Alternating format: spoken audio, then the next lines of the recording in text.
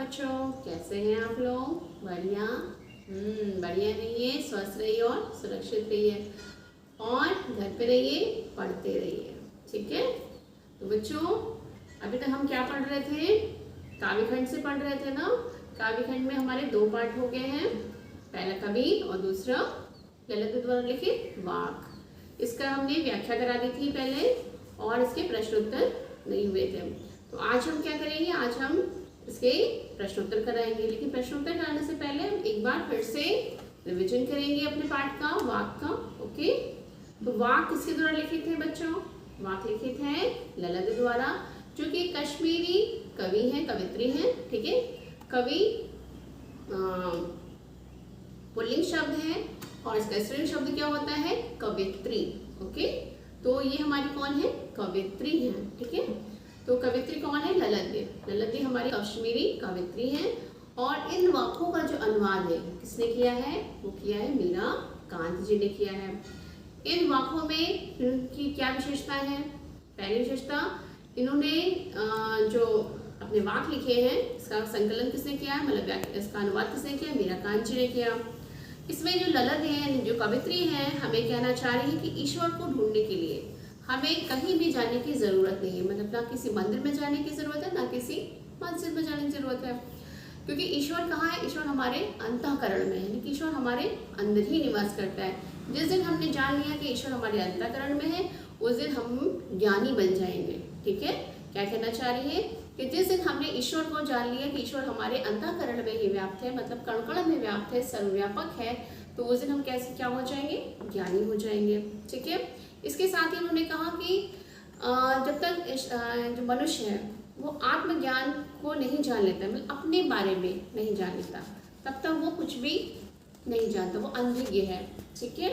साथ ही साथ उन्होंने भेदभाव का विरोध किया, हिंदू मुस्लिम जाति का विरोध किया कि हिंदू राम को पूजते हैं, मुस्लिम रहीम को पूजते हैं, और लेकिन वाकई में क्या है?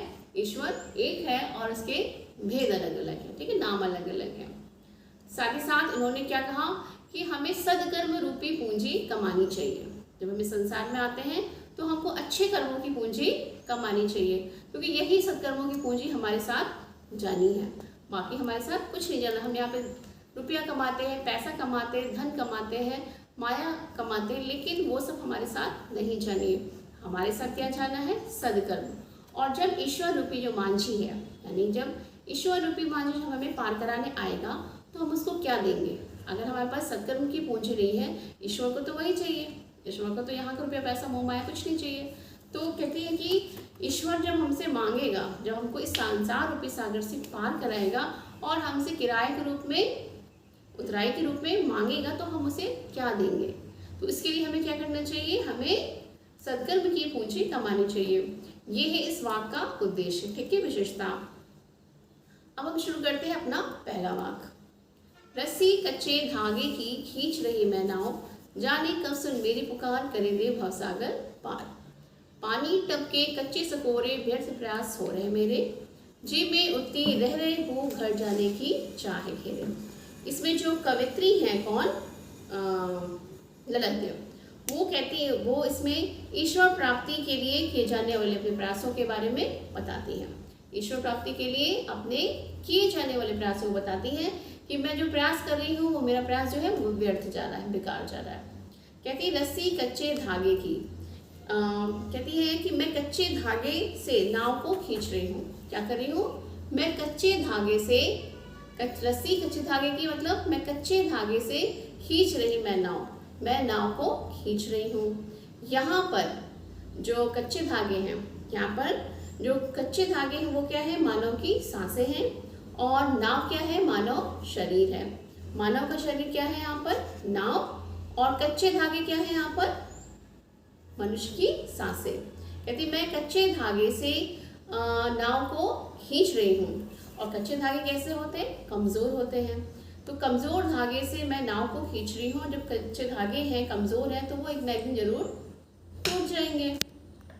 जिस प्रकार नाव को खींचते हुए कच्चा धागा जो है कभी भी टूट सकता है, उसी प्रकार हमारा शरीर कैसा है? नाशवान है, मतलब नश्वर है, जो कभी भी नष्ट हो सकता है।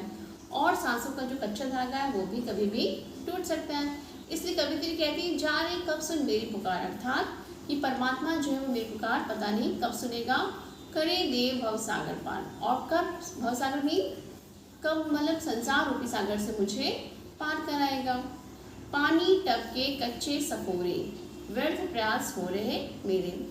और जो शरीर की प्राण शक्ति है, जो हमारे शरीर की जो प्राण शक्ति है वो भी कैसी, कच्चे सकोरे के समान है, यानी कच्चे मिट्टी के समान है जिसमें पानी नहीं रुकता है। वैसे ही जो हमारी प्राण शक्ति वो भी धीरे धीरे क्या हो रही है, कमज़ोर हो रही है। और आपके पास आने के जितने भी मेरे प्रयास हैं वो क्या हो रहे हैं, व्यर्थ हो रहे हैं। जी में उठती रह रहे भूख। और इस कमज़ोर शरीर के होते हुए भी कवित्री कहती है कि इस कमज़ोर शरीर के होते हुए भी मैं आपके पास आना चाहती हूँ और मैं आपके पास आने के लिए व्याकुल होती रहती हूँ। भूख मतलब व्याकुल। आगे है सेकेंड, खा खाकर कुछ पाएगा नहीं, ना खाकर बनेगा अहंकारी। सम खा तभी होगा संभावी, खुलेंगी सांकल बंद द्वार की। ठीक है, इसमें कवित्री कहना चाह रही है कि हमें अपने माया जाल में कम से कम बंधना चाहिए, मतलब कम से कम लिप्त होना चाहिए, ना ही बहुत ही ज़्यादा लिप्त होना चाहिए और ना ही ज़्यादा विरक्त होना चाहिए, अर्थात सम होना चाहिए, सम भावना होनी चाहिए, ना ही ज़्यादा और ना ही कम, बीच में। कहती है कि कभी कभी तो मनुष्य क्या करता है, इस शरीर को पोषित करने के लिए बहुत कुछ खाता है, ठीक है, और कभी कभी क्या करता है कि व्रत है, उपवास है, इसके नाम पे वो अपने शरीर को कुछ भी नहीं खिलाता है। ठीक है, तो कहती है ना खा के बहुत कुछ मिलना है और ना ही बिना कुछ खाए मिलना है। ठीक है, अर्थात कहने का तात्पर्य ये है कि जब मनुष्य भोग विलास में बहुत ज़्यादा लिप्त होता है तो उससे भी कोई फायदा नहीं है, और ना ही भोग विलास से बिल्कुल ही विरक्त हो जाए, यानी माया मोह से तो बिल्कुल लिप्त हो जाए, वो भी अच्छी बात नहीं है, और माया मोह में बिल्कुल ही क्या हो जाए, विरक्त हो जाए, मतलब माया मोह से बिल्कुल रहित हो जाए, वो भी नहीं सही है। हमें क्या करना चाहिए, सम खा तभी होगा संभावी। हमें क्या करना है, समता भाव रखनी है, समान भावना रखनी है, अर्थात अपने मन और इंद्रियों को वश में करके जो जरूरी है, जो आवश्यकता अनुसार है वो कार्य करना चाहिए। मतलब अपनी इंद्रियों को और अपने मन को वश में कर लेंगे तभी खुलेगी सांकल बंद द्वार की। सांकल मतलब अज्ञानता की, तभी जो हमारी अज्ञानता रूपी जो हमारी अज्ञानता है वो क्या होगी, दूर होगी, और हमारे जो मन है वो मुक्त होगा, हमारे मन को मुक्ति मिलेगी। ठीक है, अब तीसरा है, आई सीधी राह से गई न सीधी राह, सुषुप्त सेतु पर खड़ी थी बीत गया दिन आ, जेब टटोली कौड़ी न पाई, माझी को दूं क्या उतराई। कहती है कि जब मैं संसार में आई थी, आई सीधी राह से, अर्थात जब मैं आई थी संसार में आई थी तो क्या था, मैं बहुत सीधी थी, मैं बहुत सरल थी, मेरे अंदर कोई भी ईर्ष्या द्वेष, कोई भी दुर्गुण यानी बुरे गुण नहीं थे।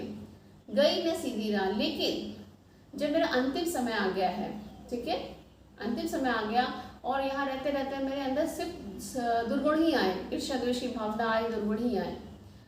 सुषुम्ना सेतु पर खड़ी थी बीत गया दिन आ, और मैं सुषुम्ना मतलब सुषुम्ना नाड़ी रूपी सेतु मीन्स पुल पर, मैं सुषुम्ना नाड़ी रूपी पुल पर खड़ी रह गई और धीरे धीरे जीवन रूपी जो दिन थे वो बीत गए। अब क्या आ गया, अब अंतिम समय आ गया है, यानी कि ईश्वर के पास जाने का समय आ गया है। जेब टटोली कौड़ी न पाई, और जब हमारा अंतिम समय आ गया, उस समय जब ईश्वर हमें भावसागर पार कराने के लिए आए, और आने के लिए उनको जब वो माझी के रूप में आए तो उनको किराए के रूप में देने के लिए जब मैंने कौड़ी निकाली तो मुझे अपने जेब में कुछ भी नहीं मिला, अर्थात कि जब मैंने उतराई के रूप में उनको कुछ देना चाहा तो मेरे पास सद्कर्म रूपी कोई भी कमाई नहीं थी, अच्छे कर्म रूपी कोई भी कमाई नहीं थी, क्योंकि मैं इस संसार में रहते रहते मेरे अंदर क्या आ गए थे, दुर्गुण आ गए थे, और मेरे अंदर मैंने आज तक मतलब संसार में रहते मैंने कभी भी सद्कर्म नहीं किए, अच्छे कर्म नहीं किए, और हमारे साथ क्या जाता है, सत्कर्म ही जाता है, अच्छे कर्म ही जाते हैं, बाकी हमारी कुछ भी माया मोह संबंधित वस्तु कुछ भी नहीं जाते, सिर्फ हमारे सत्कर्म हमारे साथ जाते हैं। तो जब ईश्वर मुझसे मांगेगा कि मुझे उतराई के रूप में, मुझे किराए के रूप में दो, तो मैंने जब जेब टटोली तो मुझे उसमें से कोई भी सत्कर्म की कमाई नहीं मिली, मैंने सत्कर्म रूपी कमाई की ही नहीं। हमारा थल थल में बसता है शिव ही, भेद न कर क्या हिंदू मुसलमान, ज्ञानी है तो स्वयं को जान, वही है साहिब से पहचान। तो यहाँ पर कवित्री जो है हमारी, इन्होंने ईश्वर की व्यापकता के बारे में बताया कि ईश्वर जो है कण कण में व्याप्त है, हर जगह व्याप्त है। कहती थल थल में बसता है शिव ही, कि संपूर्ण जगत में हर जगह कण कण में कौन बसता है? शिव, यानी ईश्वर बसते हैं। भेद न कर क्या हिंदू मुसलमान, लेकिन लोग क्या है, हिंदू और मुसलमान में भेद ही करते रह जाते हैं कि हिंदू के राम है और मुस्लिम के रहीम है, इसी में भेदभाव करते हुए लड़ते हुए मर जाते हैं। ज्ञानी है तो स्वयं को जान, अगर आप ज्ञानी हैं, मतलब आपके अंदर ज्ञान है, तो पहले आप अपने आप को जानिए कि आपके अंतःकरण में ही ईश्वर बसते हैं। वही है साहिब से पहचान, और वही है, मतलब जब आप अपने आप को जान जाएंगे, आपके अंदर ज्ञान हो जाएगा कि अंतःकरण में कौन है, हमारे अंतःकरण में ही ईश्वर बसते हैं। तो जब आपकी ईश्वर से पहचान हो जाएगी तो आप इस संसार से मुक्ति का साधन स्वयं प्राप्त कर लोगे। तो ये तो रहा हमारा वाक, ये जो कि हम पहले भी करा चुके हैं, इसका हो गया रिविजन। अब किसी को भी प्रॉब्लम है तो वो हमसे कल पूछने का डाउट क्लास में। अब हम करेंगे यहाँ से प्रश्न और अपने अभ्यास। तो पहला प्रश्न हमारा, रस्सी यहाँ किसके लिए प्रयुक्त हुआ है और वह कैसी है? तो रस्सी किसके लिए प्रयुक्त होती है? रस्सी कच्चे धागे की रस्सी मनुष्य की सांसों के लिए प्रयुक्त हुआ है। और मनुष्य की सांसें कैसी हैं? कमजोर है, नाशवान है, नष्ट हो सकती है। तो यह कब टूट जाए, कुछ कहा नहीं जा सकता है। रस्सी यहाँ किसके लिए प्रयुक्त हुई है? मानव शरीर की सांसों के लिए, जो कैसी है? कमजोर है, कच्ची है और नाशवान है। ये कब टूट जाए इसका कोई भी भरोसा नहीं, मतलब कब, इसको कुछ कहा नहीं जा सकता कि कब किसकी सांस कब टूट जाए, ये तो हम जानते नहीं हैं। अच्छा, कभी भी किसी की मृत्यु हो सकती है। तो रस्सी जो है मानव की सांसें हैं। ओके। प्रश्न नंबर 2, कवित्री द्वारा मुक्ति के लिए किए जाने वाले प्रयास व्यर्थ क्यों हो रहे हैं? क्यों व्यर्थ हो रहे हैं? क्योंकि जो कवित्री हैं हमारी, वो इस संसार में जब आई तो वो माया मोह के बंधन में फंस गई, और ऐसे फंसी कि उनको जो ईश्वर प्राप्ति के जो साधन है, वो मतलब ईश्वर के प्रति वो अपनी भक्ति सही से नहीं पूरी कर पा रही, मतलब सच्चे मन से वो भक्ति नहीं कर पा रही है। इसलिए जो भी वो प्रयास करती हैं वो सारे प्रयास उनके कमज़ोर हो जाते हैं। और कमज़ोर होने के से क्या होता है कि उनके जो भी जितने भी प्रयास है सब वो व्यर्थ हो जा रहे हैं। अर्थात कहने का मतलब है कि संसार में रहते हुए इंसान माया मोह में फंस जाता है, और जब माया मोह में फंस जाता है तो वो ईश्वर के प्रति भक्ति सही से नहीं कर पाता है। ठीक है, मतलब भक्ति भावना उसके अंदर बहुत कम रहती है जितना वो माया मोह में ही लिप्त रहता है। इस वजह से जो कवित्री के प्रयास हैं वो क्या हो रहे हैं? व्यर्थ हो रहे हैं। प्रश्न नंबर 3, कवित्री का घर जाने की चाह से क्या तात्पर्य है? घर जाने का चाह, किससे मिलना चाह रही थी? प्रभु से मिलना चाह रही थी। ठीक है, तो घर जाने की चाह से तात्पर्य उनका किससे मिलना है? प्रभु से मिलना है। कवित्री इस भाव सागर को पार करके परमात्मा से, यानी परमात्मा की शरण में जाना चाहती है, परमात्मा से मिलना चाहती है। अर्थात आत्मा जो है वो परमात्मा से मिलना चाह रही है।